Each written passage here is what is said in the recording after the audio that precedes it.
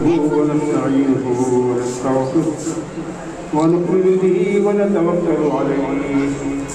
ونعوذ بالله من شرور أنفسنا ومن سيئات أعمالنا من يهده الله فلا مضل له ومن يضلل فلا هادي له ونشهد أن لا إله إلا الله وحده لا شريك له ونشهد أن سيدنا ونبينا مولانا محمدا عبده ورسوله أرسله بالحق بشيرا ونذيرا وداعيا إلى الله بإذنه وسراجا منيرا أما بعد فقد قال الله سبحانه تبارك وتعالى في القرآن المجيد والفرقان الحميد أعوذ بالله من الشيطان الرجيم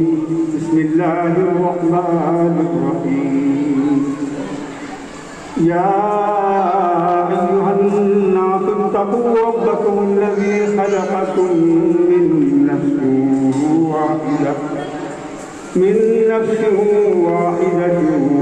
وخلق منها زوجها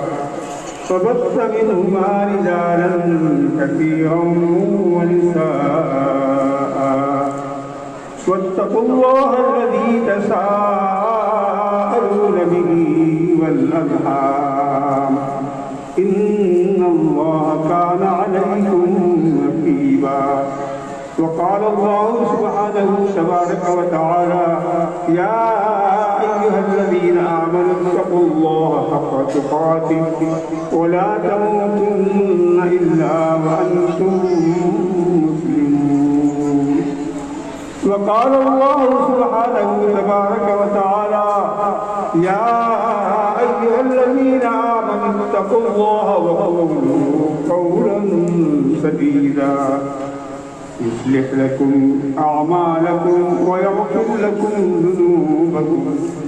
ومن يطع الله ورسوله فقد فاز فوزا عظيما وقال النبي صلى الله تعالى عليه وسلم النكاح من سنتي فمن رغب عن سنتي فليس مني وقال عليه الصلاة والسلام تزوجوا الودود الودود فإني أباهيكم الأمم وقال عليه الصلاة والسلام الدنيا كلها متاع وخير متاع الدنيا المرأة الصالحة نسأل الله ربنا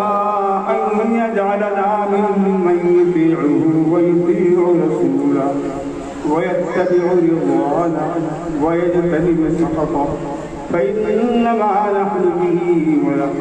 اللهم صل وسلم وبارك على سيدنا وشفيعنا وحبيبنا مولانا محمد وعلى آله وأصحابه وبارك وسلم تسليما كثيرا كثيرا